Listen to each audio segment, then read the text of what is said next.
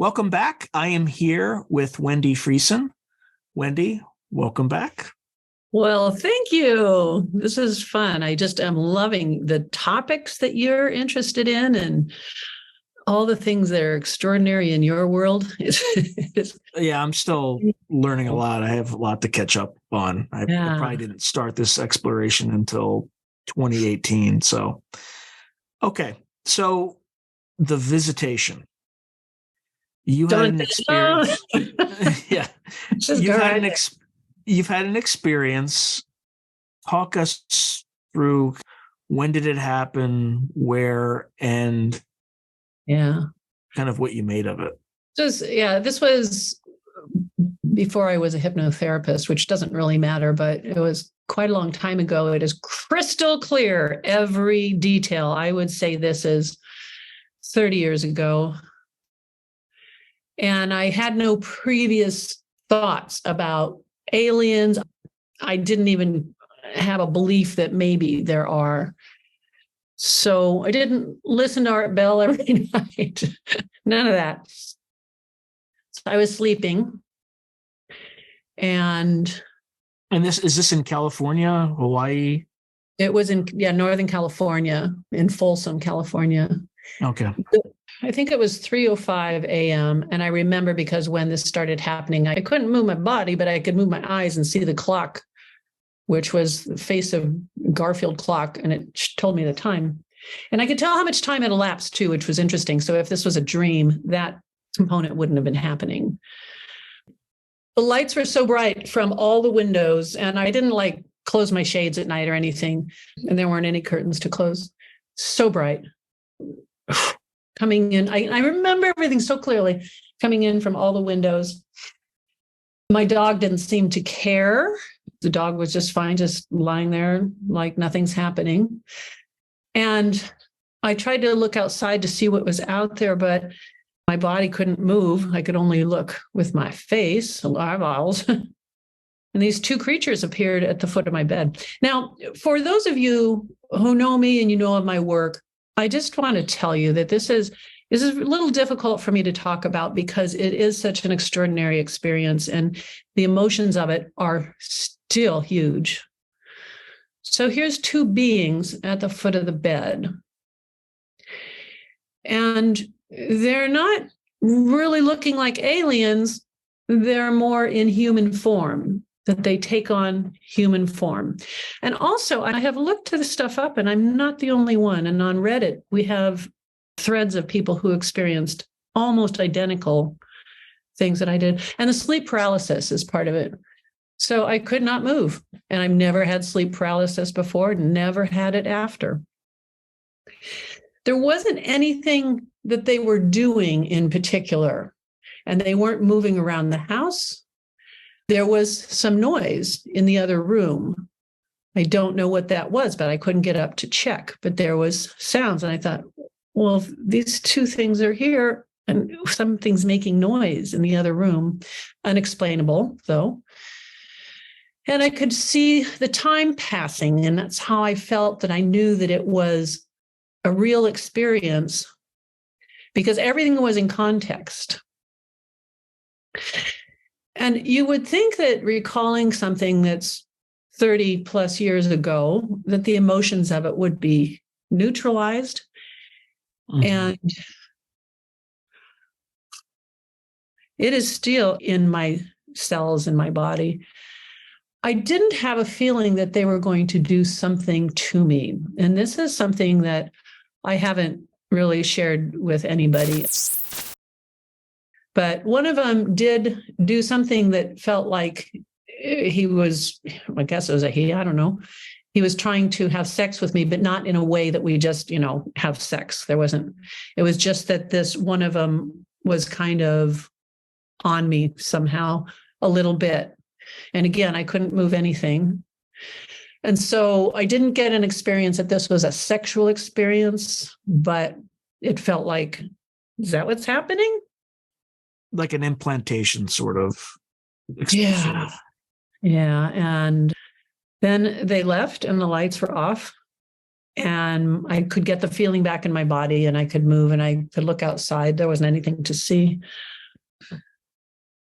So I got pregnant, and I had been dating a man, and I just don't think that we were in a space where I got pregnant from him because of the precautions we took all the time.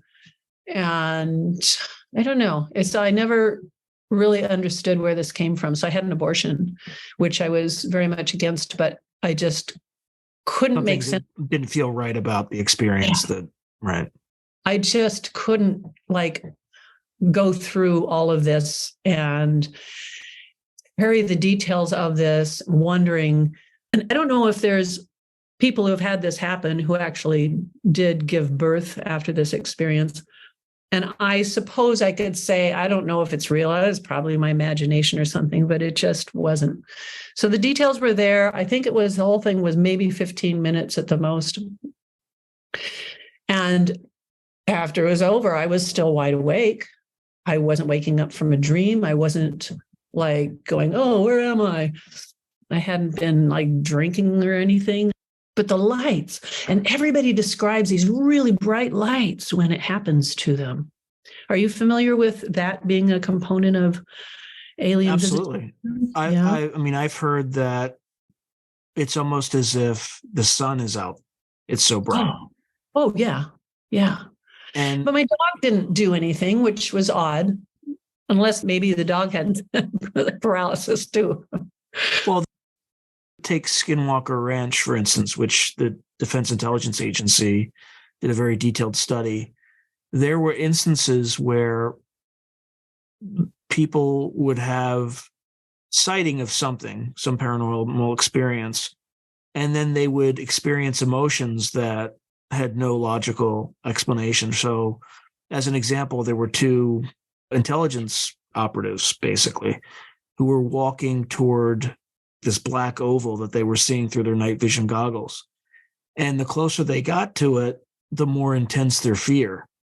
But there was no reason to be fearful. So there are intelligences, entities, natural phenomena, I don't know, that have this ability to dampen or to manipulate the conscious experience of humans. So the fact that your dog, is obviously not a human, but kind of had this dampened reaction, either that or they'd been there before and the dog was familiar with it. How would you describe these beings? What color hair? Were they wearing uniforms? Was it? They were not wearing clothes. They were grays, and there was nothing other than that identifiable. But yeah, they had no clothes. But it wasn't like there were body parts specifically, that we would identify. Right. It could have been a skin suit for all you knew.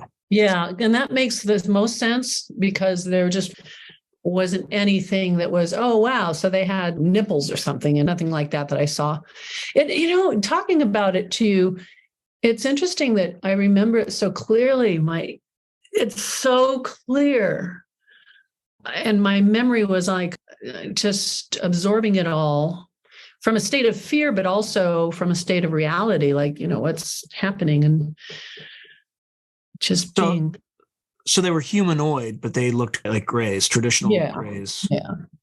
Yeah. And I would say I didn't notice anything that would make me think, oh, these are in human form, but they were human-shaped bodies and heads and such. Yeah. And you had no fear. You kind of had the same calm experience. I was terrified, but there wasn't anything I could do. So I had to because I couldn't move, but I had to just lie there and just go, what do I do? Because I couldn't talk. I couldn't make sounds or anything either. So I couldn't holler for anybody. Just could move my eyeballs to see the clock. Yeah. And so I do remember and feel even now that there was fear, but also just resigning myself to the fact that I have no control over what's happening. And did you get any sense of communication from them, reassurance or? No. No, not at all. There wasn't, unless there was like communication that was deeper that I wasn't acknowledging consciously, which could have been, but not. I mean, I don't think I felt like I wasn't like trembling in fear or like, oh no, I got to get out of here. It was like, this is really, really weird. And here I am, and there's the clock, and nothing I can do, but not extraordinary fear. And then after they were gone, what time, if it started at 3:05, what time was it? 3:20? Was it? Yeah. I remember it being about 3:15 after it was over. So that helped me understand that I wasn't losing my mind or wasn't inventing this, and that it wasn't a dream. And dreams are not so crystal clear when you've had a dream. It's usually a little bit vague and there's some things that don't make sense, but all of this made perfect sense. That, well, other than the fact that there's aliens in my room, but it was like, yes, there are these two beings in my room, no question about it. And time is passing, and I could see that. And in a dream, you wouldn't really be looking at a clock and knowing that time is passing, because dreams don't really have a time frame. I avoided telling anybody about it for a long time, and I don't even remember who it was that I shared it with, but I was just concerned that someone's going to think that I'm totally nuts, you know. But then, yeah, thank you, internet. You start looking at this, and it's happened to a lot of people. And if it happens in the same way to many people, there's something going on. Yeah, it's actually the most common place that people encounter these entities is in the bedroom. Wow. Typically closets. They kind of literally come out of the closet. Did you sense it was a physical experience, or was it kind of non-physical? It was physical, but it wasn't sexual. I mean, there wasn't like, anything that was being manipulated or body parts that were being touched or anything like that, but just the sense of, and not even feeling like the weight of a body on top of me. And that was just for a very short time. That could have been just like seconds or a minute. But their presence of standing there, there's no question in my mind, which is interesting because I'm a little bit skeptical, especially back then. I was probably more skeptical, and I would have written it off to imagination, or I woke up in the middle of a dream. And I never had body paralysis before. And that kind of made it something so different than anything I had experienced, because I just didn't know what to make of the fact that I cannot move my body. I can blink my eyes and move my eyeballs. That's it. Yeah, I've had sleep paralysis before, but I don't recall ever seeing anything. I just remember every time it happens, when I feel like I can't move, I go into kind of a rage and will myself out of it. Oh my, wow. That tends to work. How many people who had sleep paralysis, unexplainable, maybe had visitations as well. Totally different time frame, but Boulder, Colorado is really known for UFOs and such. And my bedroom was on the very top floor. There was the rooftop right beside my bedroom, and you could go out there kind of like a patio. And I had windows that were all wrapped around, and it faced to the Flatirons. The Flatirons are the mountains over Boulder there. In the middle of the night, bright lights again. These were really bright, but it was really far off over the mountains.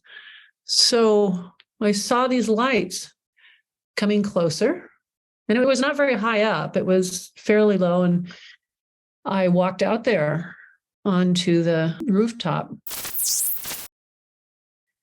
And it was a craft that was going very slowly. Again, I don't really tell many people about this, but now it's out. It's out. Yeah, no, usually when people report one of these experiences, there's sequels. Yeah. So this thing is flying so slow. You can't be airborne going that slow, there were 6 lights, 3 on each side in a row, facing down. And this is another thing that I remember this so crystal clear. It was not in my imagination. It's not a dream. I was out there looking at this thing, and the lights were shining straight down, and it was silent. And it came over me, and it was a long time ago, but I tried to take a picture of it because I had brought my phone out there. I was trying to take a picture. Most people don't even think about taking a picture. That's the other weird thing. Yeah, but it didn't come out because it was just lights. So this thing passed over. What shape it was? Yeah, it was 2. Well, the 3 lights on each side were the edges of it. And then the middle was basically square-ish, but I think it maybe was a little bit tapered in the front, but mostly just square-ish. So like a cigar shape, if you're looking at it from a different direction, or just a rectangle? More like a rectangle. And then with the rows of lights, but the rows of lights were like lower than the rest of the craft. It's interesting that I remember the details so clearly. It was quite a thing to experience in the middle of the night. But Boulder is known for that. They see a lot of crafts in Boulder for some reason, something there that they like. So you see this thing, how close does it get? Oh, yeah, that's really hard to, well, let's say maybe 2 stories above me, if there were, like levels of that. So it's pretty close. That's really close. Yeah, and flying so low. And there really wasn't anything else that happened. It just kept going and going and going. And because it went so slow, I had time to think about, what is this thing? Nothing flies that slow. And how is it staying airborne? And there's no sounds. And, of course, there's ways now that they have to do that. Yeah. The only thing we would have back then would be airships, right? Or like blimps, things like that, where you wouldn't really hear them. But yeah. And it was one of those flat. Yeah. There's nothing there's some other kind of propulsion that they have so that they can be silent. But it was such a wide awake experience. And I don't remember what time it was. I just know that the lights were so bright that it woke me up. But it was just so silent. And I was definitely wide awake, totally sober, just watching that. Any missing time?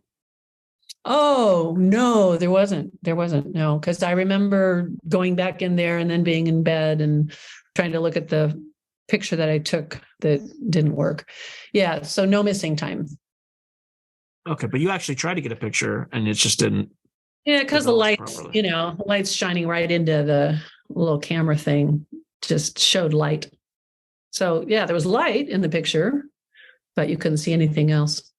Roughly when was that? When did you see that? What time period? It wasn't it might be possible to see if there's sightings from that particular point in history. I don't remember when. It was after midnight, and I would say it was probably between midnight and 1 a.m. And that's vague a little bit because I don't remember making a note of the time, but it seems like that's when it was. And that was in 94? No, this was probably 20 years ago, maybe. Yeah, I just had moved to Boulder and I'd never heard of any such thing happening. I looked up to try to see if there's, a lot of sightings there. And apparently it's a very popular place for that. But I didn't find anything else that seemed similar or that anyone else had seen this. But maybe people don't talk about it because it's a touchy area to say, oh, yeah, I saw this big old UFO last night right over my house. Or they discount it, or they aren't looking in the sky. Yeah. So I interviewed Terry Lovelace, and he tells one story where he was outside of a store, and there was one lady who was looking up at the sky, and he looked at the sky and he saw a craft. And then he asked his wife and pointed at it. Him and this woman are looking at it, and his wife couldn't see it. Huh. Wow. So there might be something to that. Maybe these things resonate in a frequency spectrum that not everybody can see. Oh, well, I would be open to being able to see those things. I would love to see more of it. I don't feel that there's danger, and I don't think from my research that the aliens are here to hurt us. I haven't run into any accounts that people got into trouble with a visitation or being around a UFO. So I would be open to experiencing more. I know when I went to, I think it was Sedona or something, the people who live there talk about all the different kinds of crafts that are all over the place around Arizona. They see a lot of them there, and it's just a normal thing to them. Yeah, I've been there twice, long before I spent a lot of time on this topic. I had no idea. But my wife's grandmother used to live there.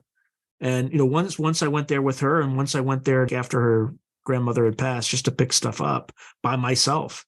Nothing that I remember, but it's a beautiful area out there. But there's definitely something to it, to the energy out there that is special. Boulder might be similar. I think Boulder's kind of one of those. Yeah, locations. There's definitely something about Boulder that has that certain energy. And I don't even know how to describe it, but I just know that they do have a lot of sightings there. And there's something they want. I don't know. What do they want in Arizona? What are they after? Do you have any ideas or theories? I think there's just we perceive a very narrow range of reality. Like our brain is a filter. It's an antenna and a filter. And I think that if we saw everything, we would all go insane, right? Because we wouldn't be able to filter what we need to survive versus what we need to evolve. And I mean, I think they're both the same. They're two different sides of the same coin, but I think some people have just a wider range of perception that they're able to see certain things. And there's probably certain phenomena that we're just not aware of yet. Maybe, again, I'm just pulling this out of my well, I'm trying to say this in a way that sounds more elegant, out of my butt. But maybe there's certain areas where the fabric of space-time is thinner, or certain times of year too, right? I know the Celts around the winter is when I think they had a certain festival. The Greeks too, same sort of thing, where that fabric between different realms was more permeable, right? And they have different words and different ways of describing it, but maybe Sedona is one of those places. Maybe Boulder's one of those places. I have no idea. I know the desert Southwest, at the very least. Again, interviewing remote viewers, there's a place in Pueblo Alto where the DIA, or members of the DIA who were remote viewers, went out and saw physical portals opening in the sky. So, and just looked like cellophane. You could see like different stars and things like that.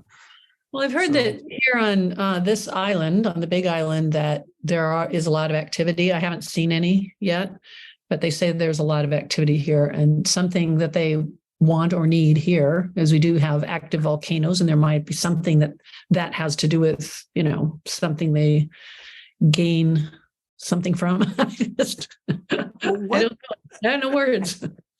Have you ever had someone do hypnotic regression on you about that first experience? I have not. I'm not sure. Well, I guess I would. If it's a hypnotherapist that I really trust, that's not going to, and there's something Suggest, called, right? Yeah. And so they can lead you, even accidentally, into creating more into the memory. And then you need to figure out if it's real or not, the experience that they're, or are we adding to it, or are we just remembering more of it? I would be interested if I have a colleague who is well-versed in that. And I have several of my colleagues that are long-time hypnotherapist friends. Some of them do a lot of work with, deep possession, that people have an entity in them, and they do visitation stuff. when you have an entity within you, and it could be that this is something that is given to you by aliens. I don't know. I do not believe they're demonic. We release the entity. And generally, the entity will speak out of the client's mouth. And it's still in the client's voice. It's not like, it's not like The Exorcist, right? Right. Yeah, nobody's throwing up. The Exorcist. But we do. And then I ask the entity, would it be okay to release you, to let you live your own purpose and your own life, and in a very positive way? So is it a metaphor or is it really happening? I've seen people change when we do an entity release. I got the biggest goosebumps all over my body right now. We aren't suggesting how they'll change or what the entity is, but I have had the entity talk to me. So one of my clients, okay, here's cuckoo for Cocoa Puffs.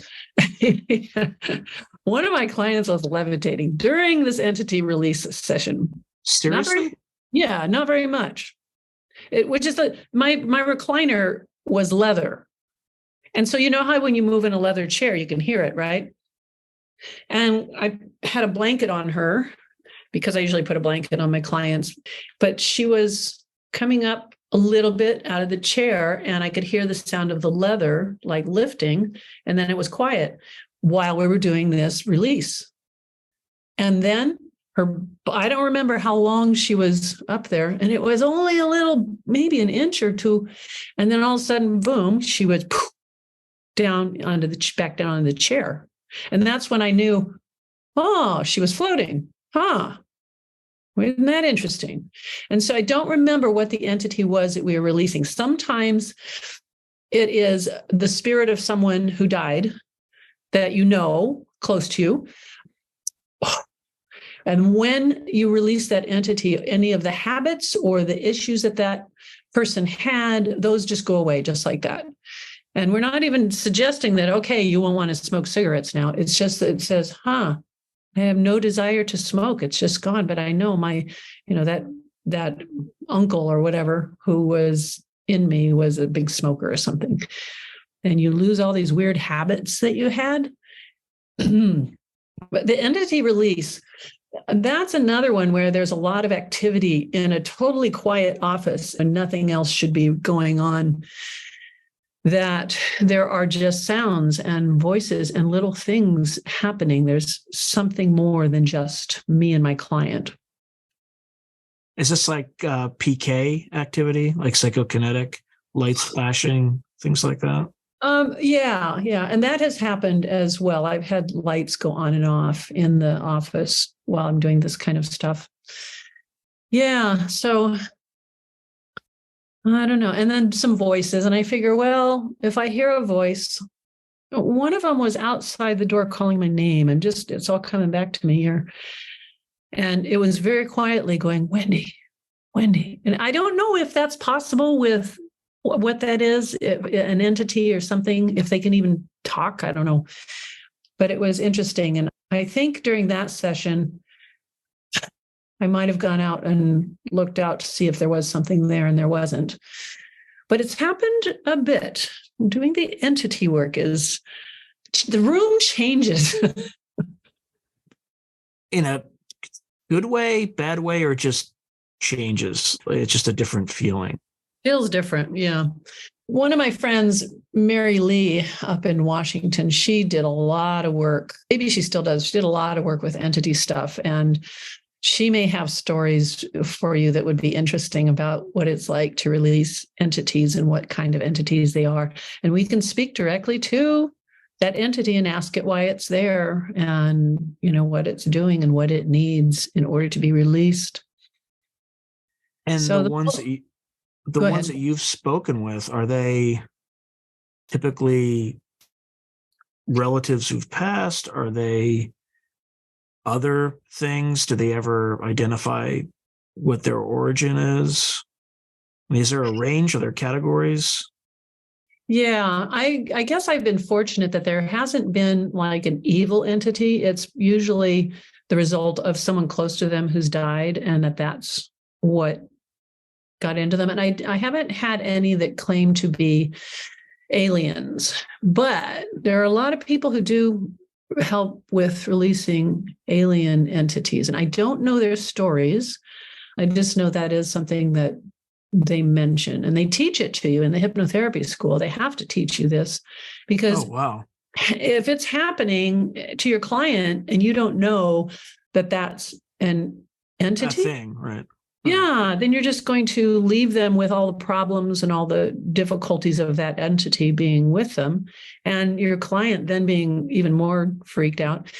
And if it's imagination, we do an entity release as a process to just help the client feel that they're cleared. We also use ideomotor responses. And so ideomotor response is when your hands are on the arms of the recliner, I would say, this finger, and I touch the finger, I say, this finger is a yes response, and this finger is a no response.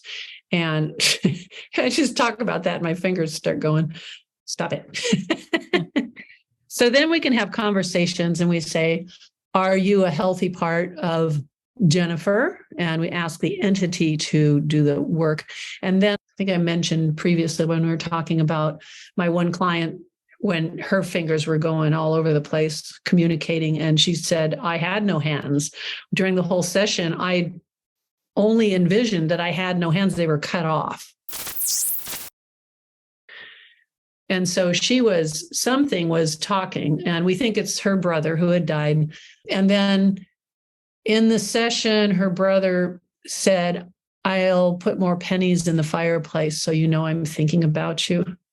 So then a lot more pennies started appearing, and she kept in touch with me and let me know what was going on, but we released him from her.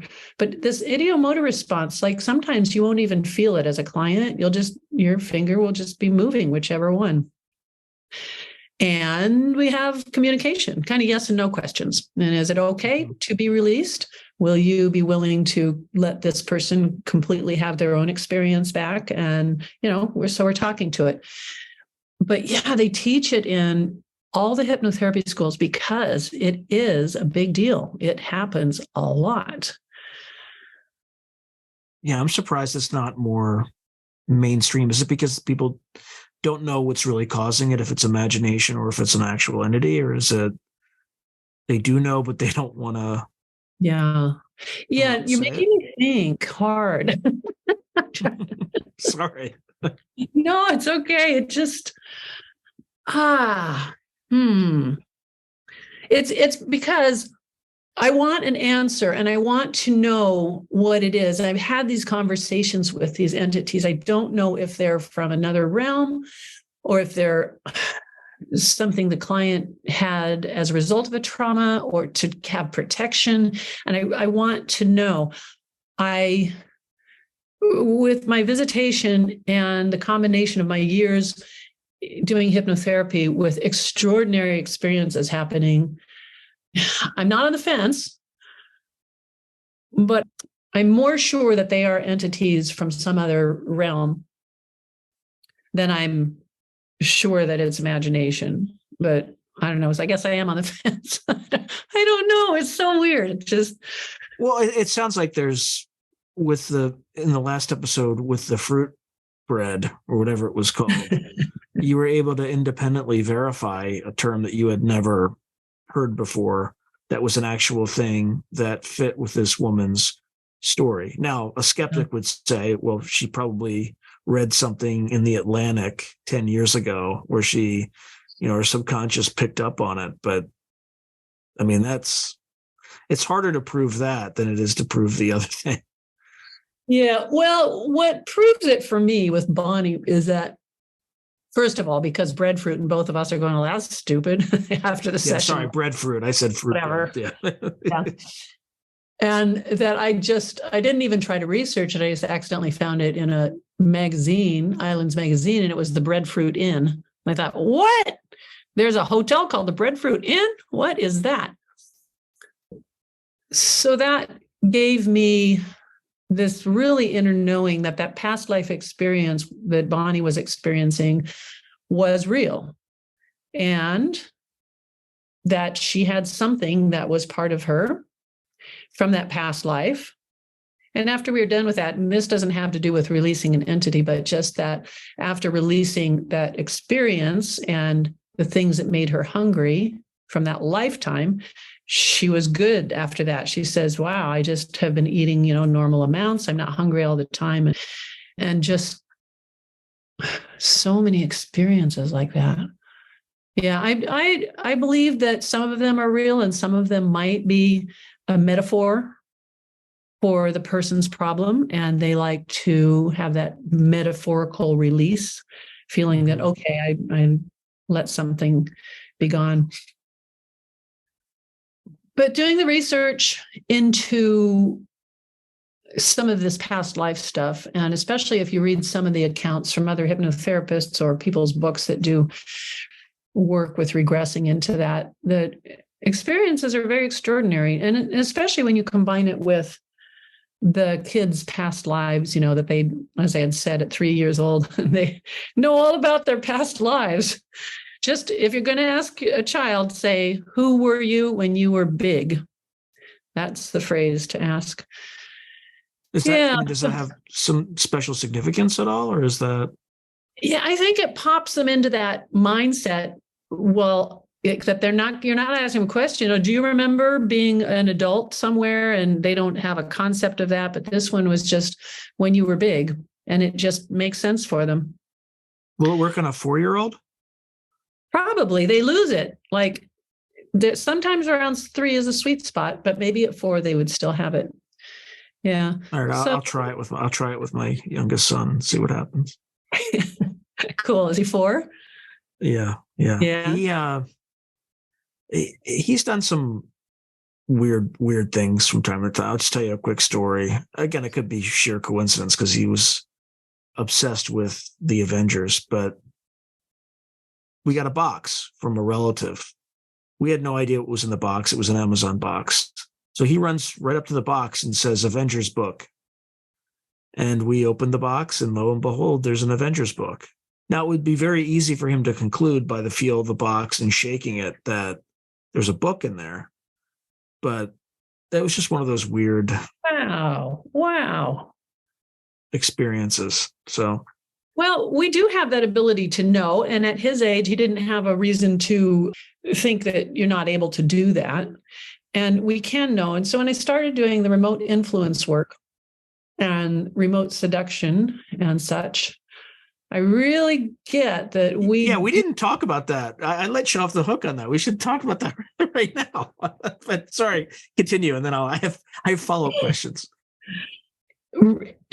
It's so extraordinarily powerful to connect with someone else's thought process, their subconscious mind, silently and without even really trying.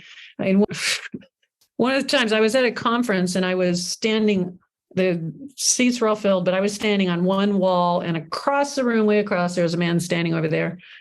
So I don't know if this has anything to do with where we were going with this, but I just decided for fun, I would do this remote seduction to that man. Don't know him, never seen him. We weren't making eye contact because you're looking at the stage. So for those in the audience, if you want to learn to do this, you got to get yourself into a relaxed state, just a little bit, and then decide how you want that person to feel. So I'm going to imagine that I'm naked and just rubbing up against him and just looking in his eyes and making him feel all warm and connected to me. And that he's, just whatever I can do to open up as many senses as possible to connect with him. And then once you create that in your own mind, right now, I wasn't like staring at him or anything, but then you just imagine sending it, that this energy intact of that experience is going out of you, and in my case, across the room to him. And it worked a little bit too well, because for the rest of the 3 days of the conference, within 6 feet of me, no matter where I was, he was there. He didn't know why he was doing it, I suppose. And I don't even know if I ever talked to him or not, but he was there all the time. no matter where I was. If I sat down at a table, he was there 1 or 2 chairs away from me. So that would be like the remote seduction, when you want someone else to feel something. And you think about in our relationships and stuff, we are sending energy sometimes of fear or of things we don't want to have, happen. We aren't sending that love and that intensity that we can send that's good for us. But we're maybe sending something like, oh, I'm so angry at that guy. I can't stand him anymore. I hope I don't have to talk to him, or things like that. Instead, send the feelings that you do want. Okay. What else about remote influencing? Have clients engaged you on that at all? They haven't. I think that when I'm with a client, I'm remotely influencing them anyway, because that's my job, is to send that there. But the fact that I can send just thought energy to them to make them feel, see, and experience something, it gives us a big responsibility when we know that that's happening and we know that's possible. And because I've done this with so many people, with them not even knowing, oh, yeah, I just was remembering another experience. Oh, my gosh. When we are doing it all the time without knowing that we're doing it. So if we're intentional and we want to affect them, then let's do it for the really good reasons. There was positivity, right? Always. Yeah, a group therapy session. This was a ongoing, everyday, one of these group things that is really, intense and everything. We stay up till midnight doing processing stuff. So there was one of the guys was only about 17 or 18 years old. And we were doing an exercise where, he's in a chair facing me and I'm in the chair facing him. But something left him and went into me. The reason I know this, and it was just filled with, someone was beating him and abusing him. And what I felt when it went into me was him being just so painful and emotionally and physically. And I felt it all. And there were 2 people who were abusing him. And I had all the memories of his abuse in my body. And he didn't talk to hardly anybody. And he didn't really tell us anything about himself. And the whole days and days we'd all been together. So I didn't know anything about him. But afterwards, I said, when we were no longer doing the chair exercise, I asked him if someone was abusing him, and he poured it out, told me how he was being abused by his mother and his father, or there was an uncle or something, but it had been ongoing for years, and how horrific it was and everything. And it was an intense emotional experience because he hadn't told anybody. But that's just another example of how we are all doing that all the time. And you get a funny feeling about something. You say, I got this feeling. Well, it's more than that. You are actually possibly absorbing the energetic message and the information that you need to know about a person. So when we send it, let's make sure we're sending the things that we do want, and don't use your powers for evil. Yeah, it's definitely great advice. Yeah. Anything else you'd like to share with the audience before? Oh, a million things. Yeah.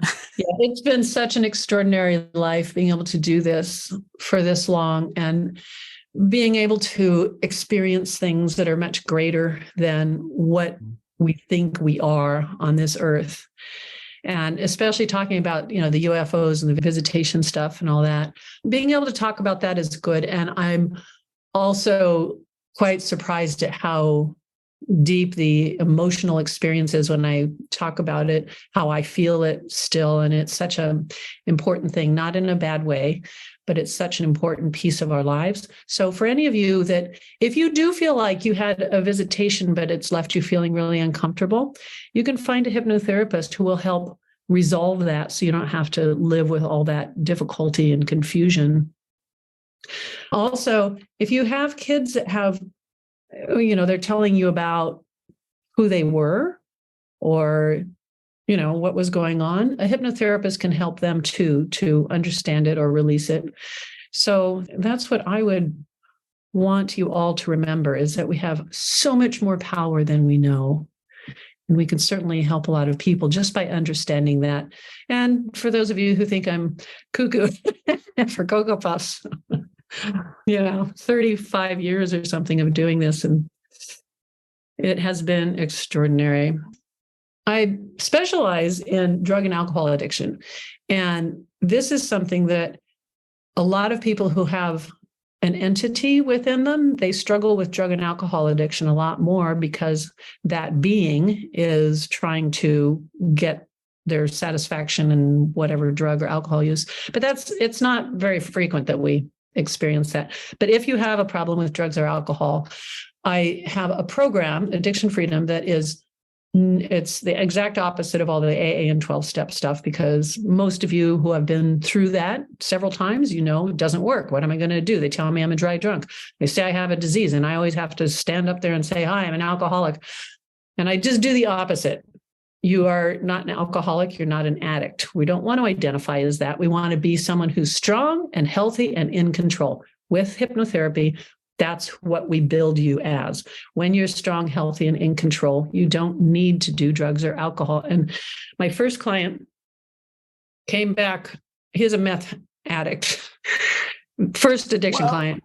Well, this is interesting, right? Because there's certain drugs like meth and heroin, fentanyl, that change your brain chemistry. Yeah, I know. So it'll be interesting to hear how so sorry, I didn't mean to interrupt. No, it's okay. So he saw me for several sessions, and his wife was throwing him out again, and because he couldn't quit, and he'd tried everything. And we did some work together, and I knew he was doing good. Like a couple of weeks after we were done, we did probably 6 or 8 sessions together.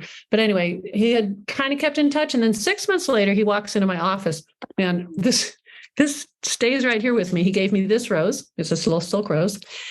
And he said, it's been 6 months, and I am back with my wife and my family. I have absolutely no interest in drugs at all. He says, I just still feel the freedom that I got from working with you. Another guy, these are the only 2 show and tell things I have. He carves golf balls. Let's see if I can get that focus. Oh, come on. There we go. Okay. So this one says before Wendi, and this is a little sad guy that's carved out of this golf ball. And then on the other side, he carved it and he put after Wendi, and big old smiley guy. And these 2 sit here just, to keep reminding me that the addiction thing is so important, and that any of you who think that you're the one who failed, that you can't do it, it's not your fault. You're being given some really bad methodology to try to quit. And the success rate is about 3 or 4% if you're going to 12-step. And if you don't get any help, the success rate is about 3 or 4%. So, and my message, that is my really, really big message to the world, is to just quit blaming yourself. And you don't start over on step 1 if you screw up. We just look at, okay, we didn't find all the elements of what we need to do to help you release this completely. Your brain doesn't have any place to go to find freedom from drugs or alcohol, or feel that you are strong and that you're healthy. And if you've been to all these rehabs and meetings, your brain only believes that you have a disease. So when you think about having a drink, your brain goes, this is a disease. Oh, I'm never going to overcome it. I'm going to have this forever. And it increases all the memories you have of drinking or drugs.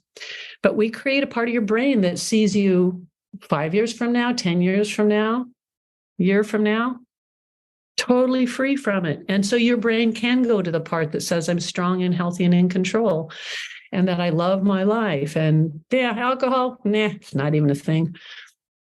And it works, and it works, and it works. And a lot of lives have been saved doing it this way. So how often do folks have to come back? And is it something that they have to come back after certain periods of time, or is it once it's kicked, it's kicked? Yeah, it's once you're done, you're done. It's got a lot of sessions, so you can do a recorded program and you can listen to all the sessions and do the workbook thing, or you can see me privately and we would do Usually, I'd say 6 to 8 sessions, sometimes more.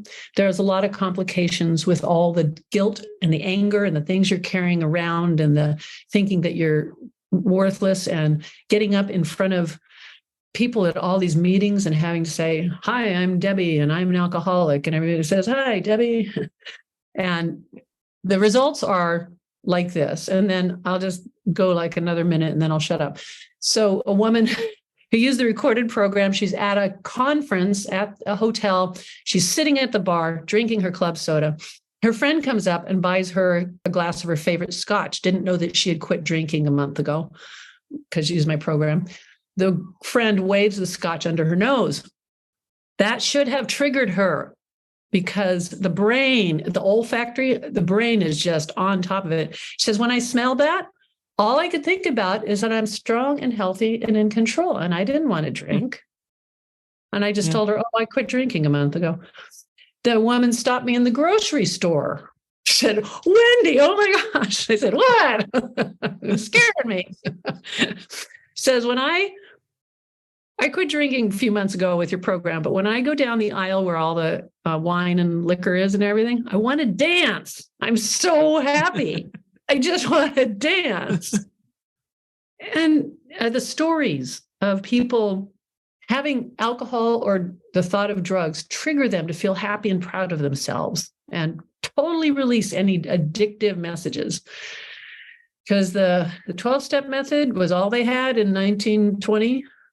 That's all they had. 2 guys invented it and that it stuck around. But really, if you're failing and you just can't seem to get past this, it's not your fault. The methods you've used in 12-step and AA are the opposite of the way our brain works. Yeah, it's kind of the victim. I'm a victim. I have no control. That sort of thing. Now, you can be a victim, but that doesn't mean that you can use as an excuse to not try to fix it. But I know there's more to it than that. But yeah, there is. And sometimes it's childhood stuff, like a woman who, when I asked her to go back to a time where alcohol had a really big effect on her, and the short version is her mom is holding her and rocking her, whatever, and then mom puts baby down. And then she's describing this to me. She says, my mom's coming back now. And the mom's picking me up. I'm okay now. And I said, what else do you notice? And she said, oh, I can hear that sound. Oh, that's ice cubes in a glass. Oh, I can smell it. She could remember the smell of alcohol from that long ago. And the mom would then be holding her and she'd be drinking. Well, this really complicates the problem when you want to quit drinking, because your brain is just firing off the, oh, I'm safe. My mom's here. I smell alcohol, and all the connections we make.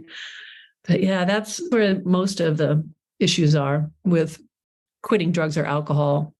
There's so many connections there. Anyway, so that's the end of that. If you want to quit drinking or quit drugs, look me up. Let me help you.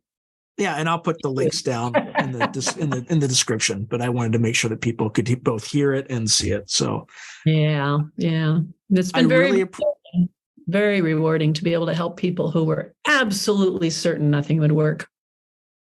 Well, I appreciate your time, Wendi. It's been absolutely amazing. And I hope people who are having some of those issues go to your site and sign up for some of those programs. So thank you again. Yeah, thank you. This has been fun and enlightening. Oh, it's been more fun and enlightening for me, I'm sure. So it's been my pleasure. Thank you. All right, let's stay in touch, Sean. Absolutely.